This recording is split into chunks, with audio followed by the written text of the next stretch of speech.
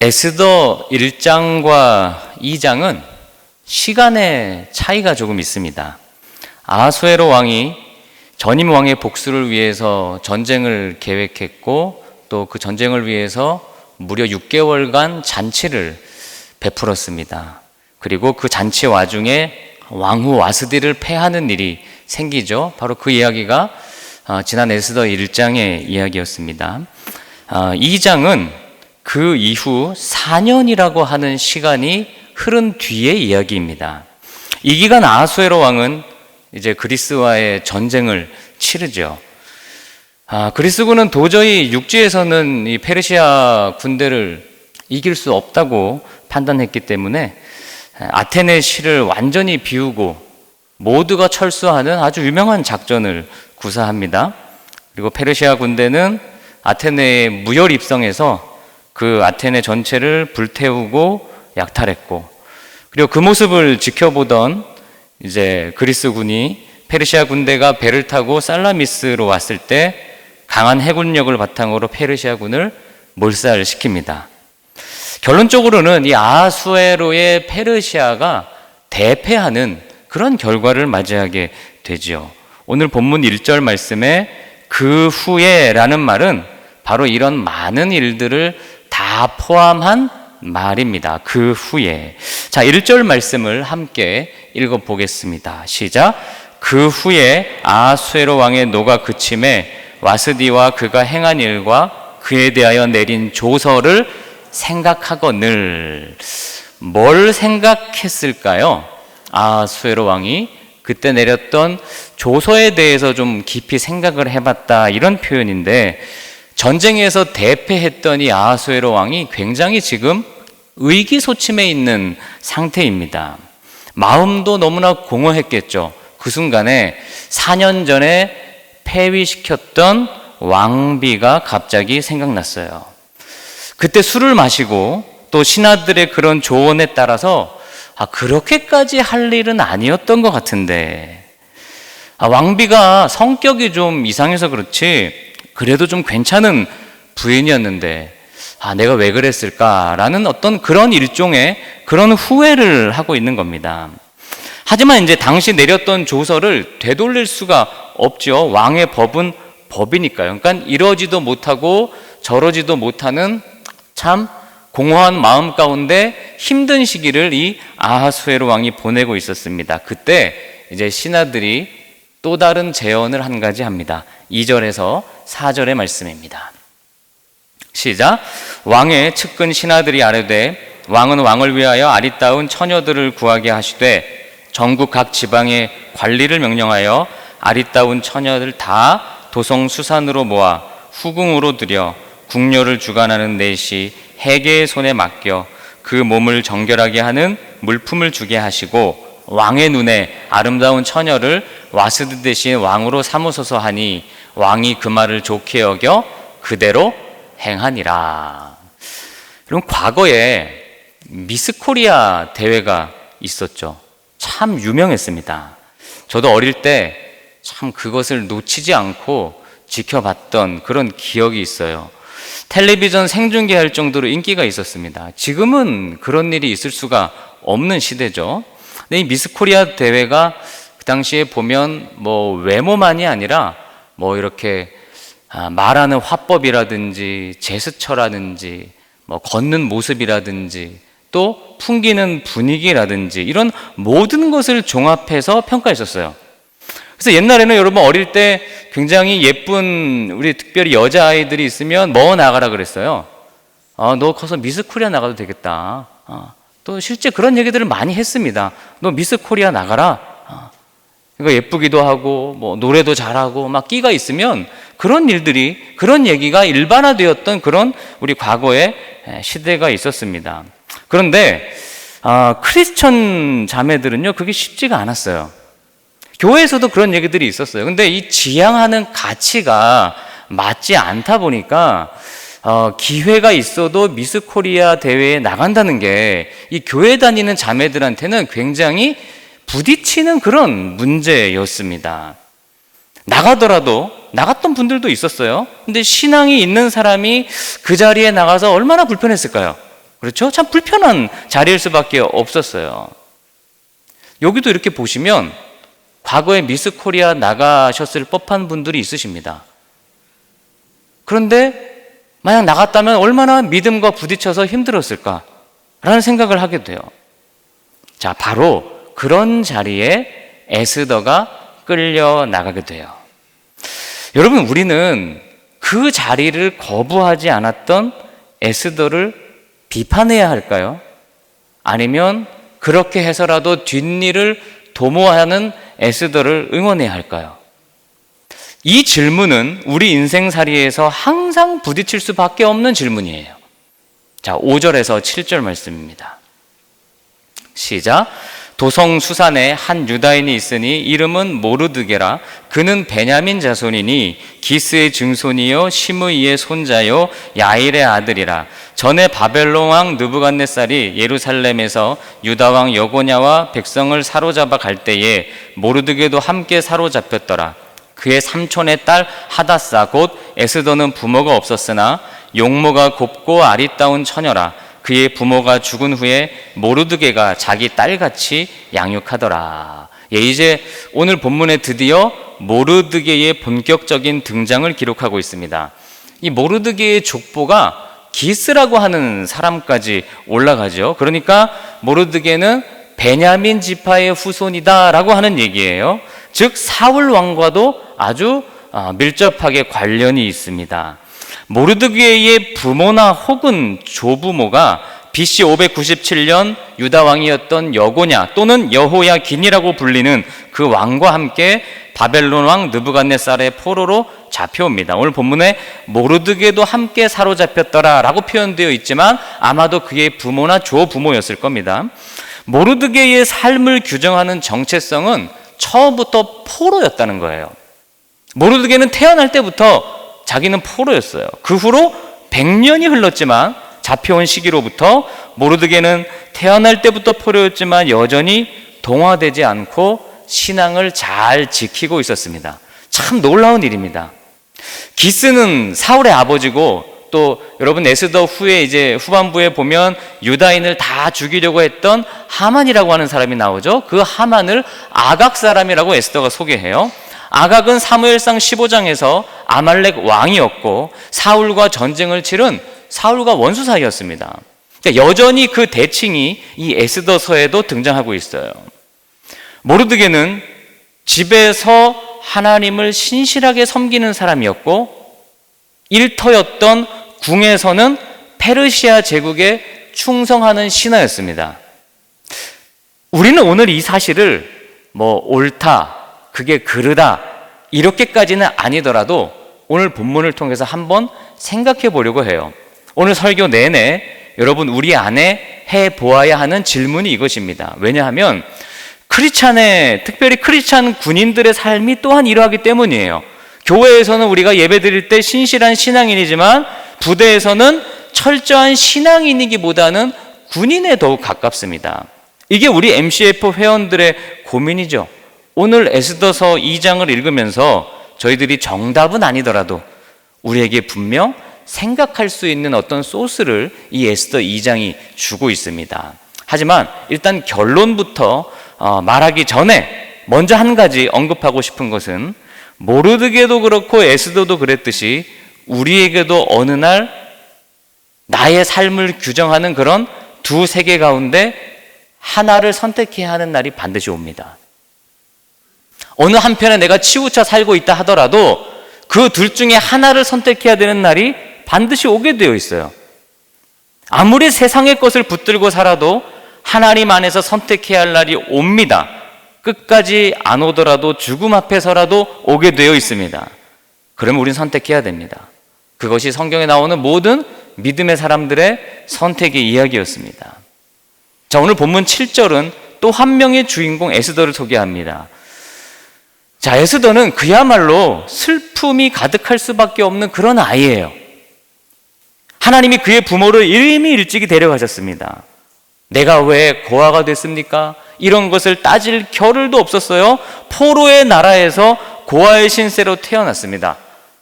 뭔가 내가 포로가 된다는 것에 대해서 저항해야지, 이런 개념 자체가 없었던 거죠.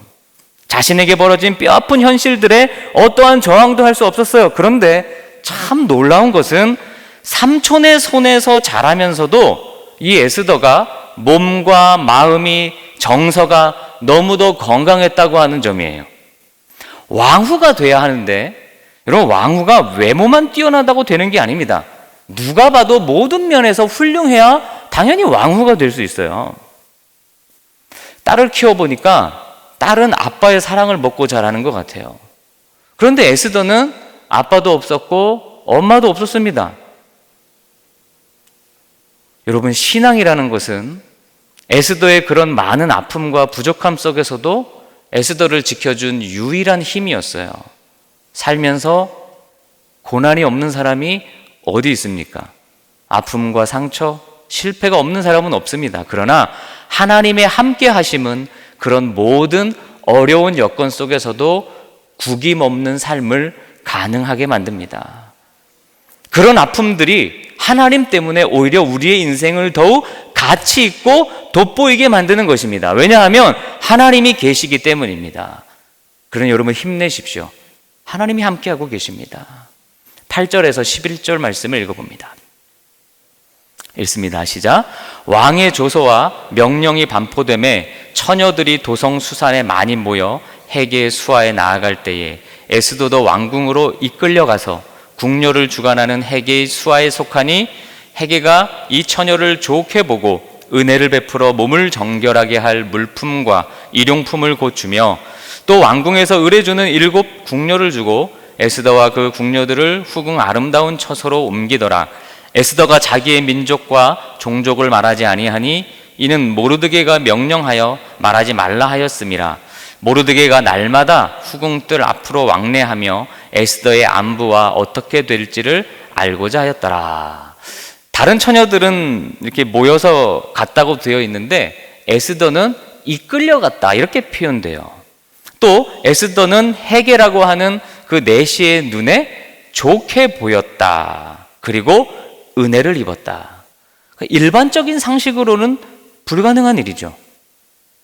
페르시아 그 왕궁에서 행해지는 이런 엄청난 일에 수많은 네로라 하는 집안의 딸들이 다 출전했을 거 아니겠습니까? 그런데 아빠 엄마 없는 포로 민족의 소녀가 택함을 받았다는 거는 기적입니다. 그야말로 기적입니다.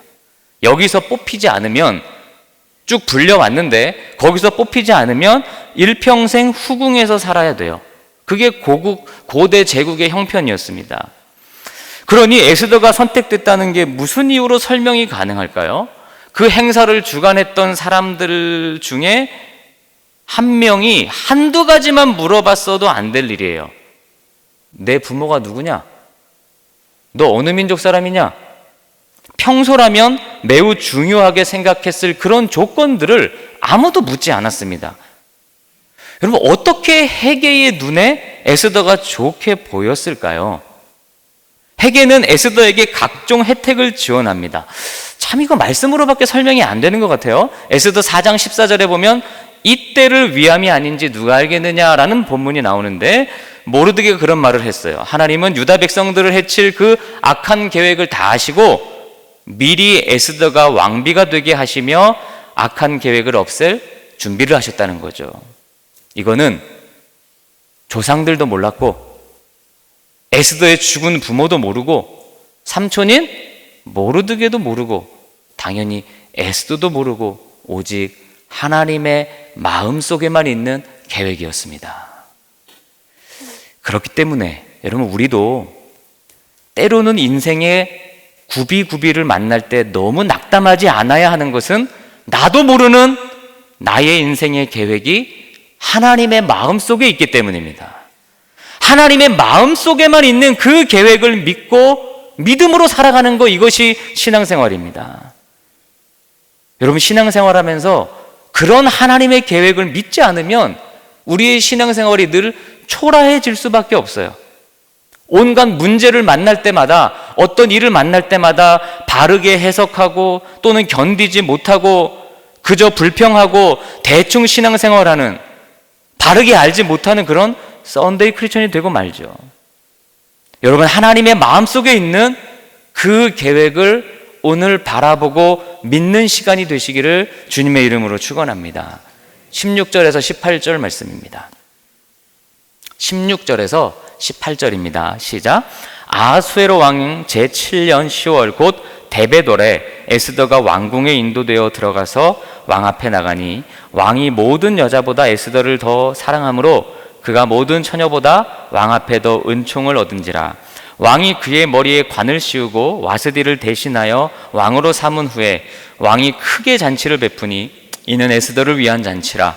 모든 지방관과 신하들을 위하여 잔치를 베풀고 또 각 지방의 세금을 면제하고 왕의 이름으로 큰 상을 주니라. 헤게나 또는 그 왕에게 저는 한번 물어보고 싶습니다. 뭐가 그렇게 에스더를 좋게 보이게 했나요? 읽지는 않았지만 13절에 보면 왕에게 나아갈 때 구하는 것을 다 주어 가질 수 있게 했다.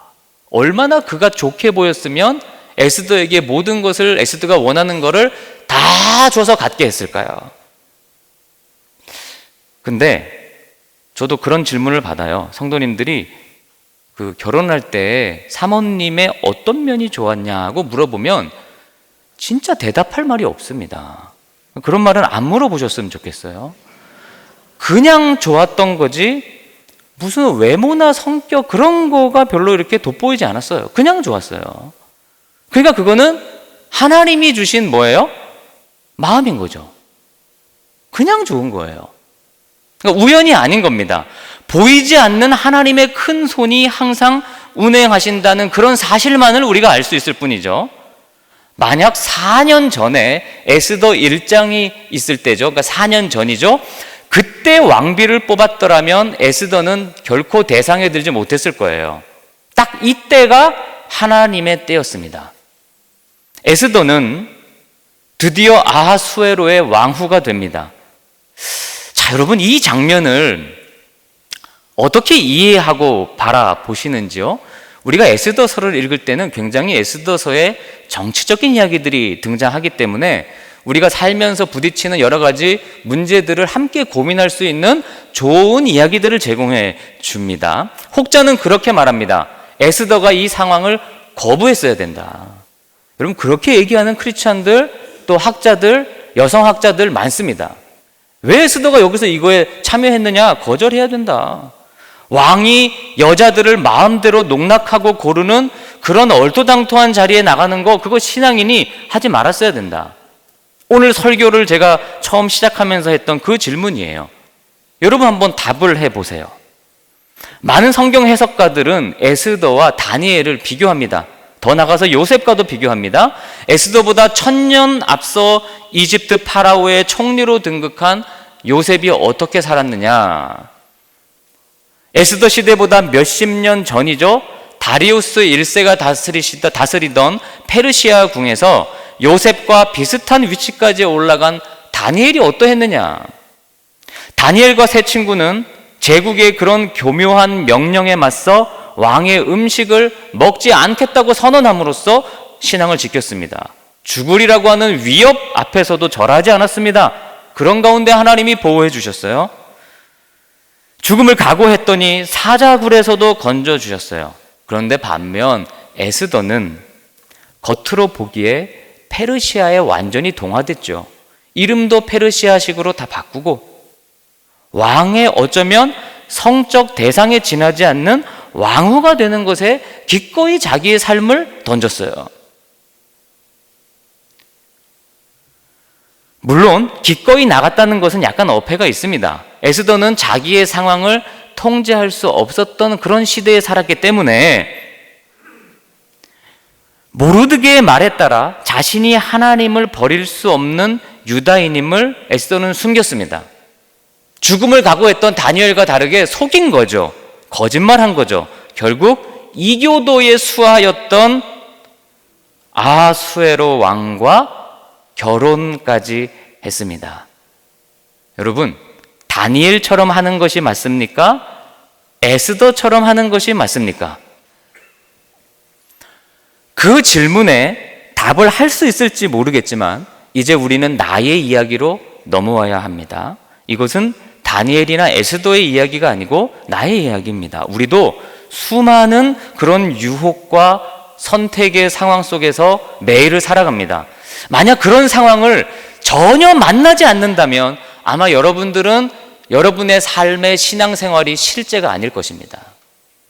정말 내 삶의 신앙이 실제인 것처럼 사는 사람은 이런 문제를 만날 수밖에 없어요.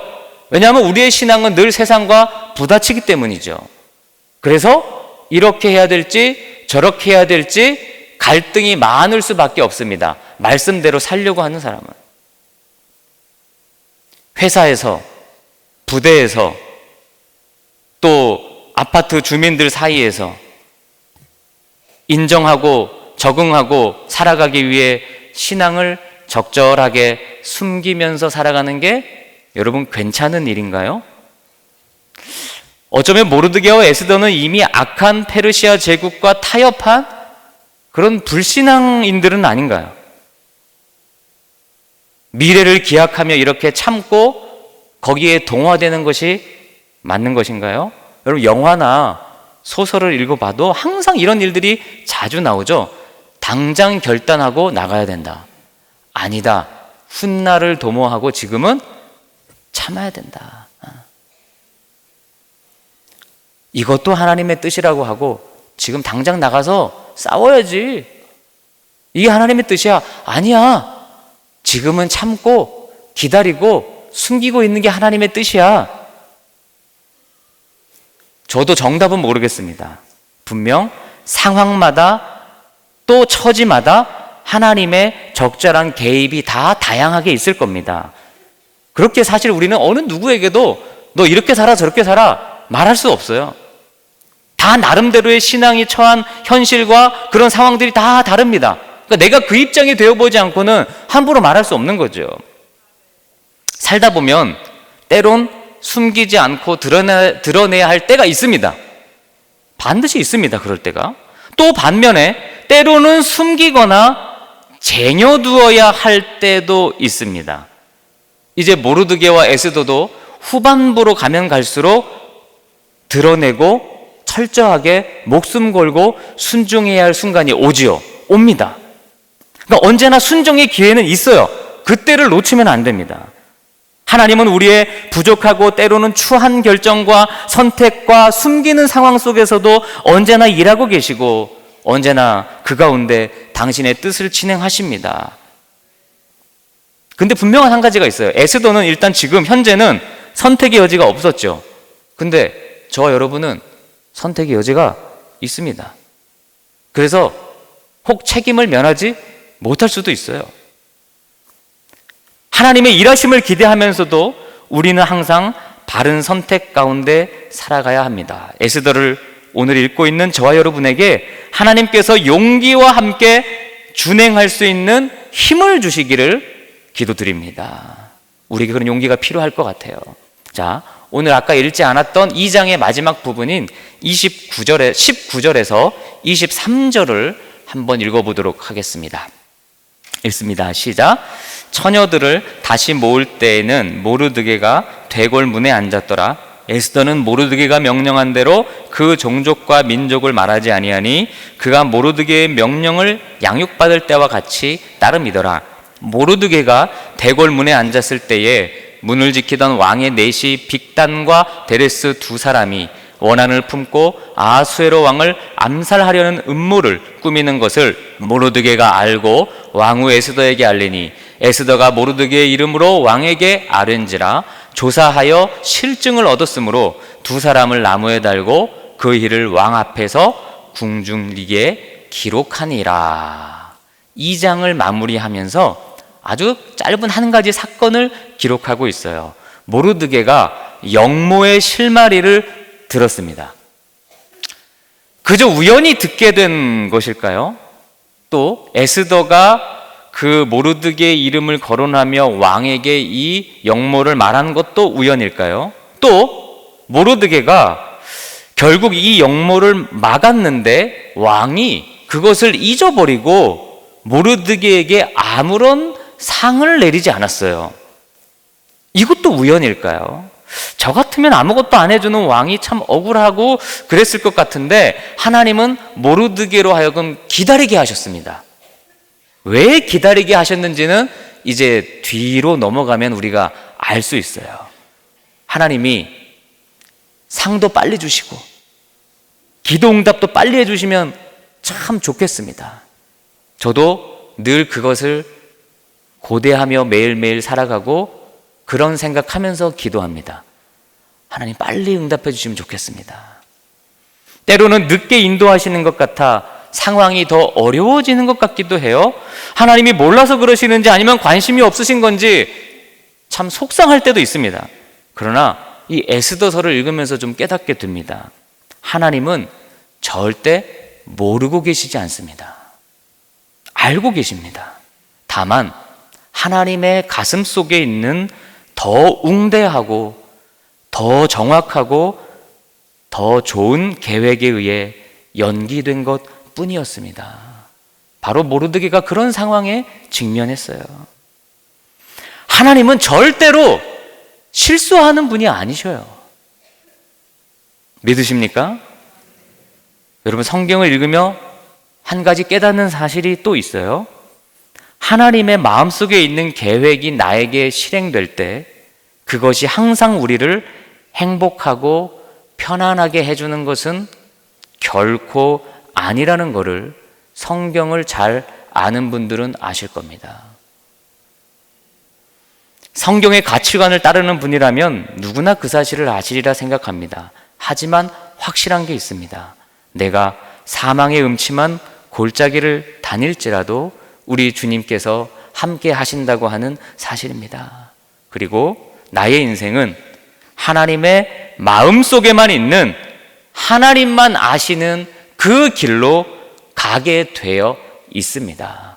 그러니 너무 조급해하지 마시고 너무 많은 염려도 하지 마시고 그 하나님의 마음속에 있는 웅장한 계획을 묵묵히 바라보며 기도하시며 하루를 견디고 이기며 살아가는 에스더와 모르드게와 같은 상황이 만날 때마다 때로는 순종하고 또 때로는 참고 인내하면서 여러분의 인생에 복된 하나님의 열매가 많이 맺혀질 수 있기를 주님의 이름으로 간절히 축원을 드립니다. 기도하겠습니다.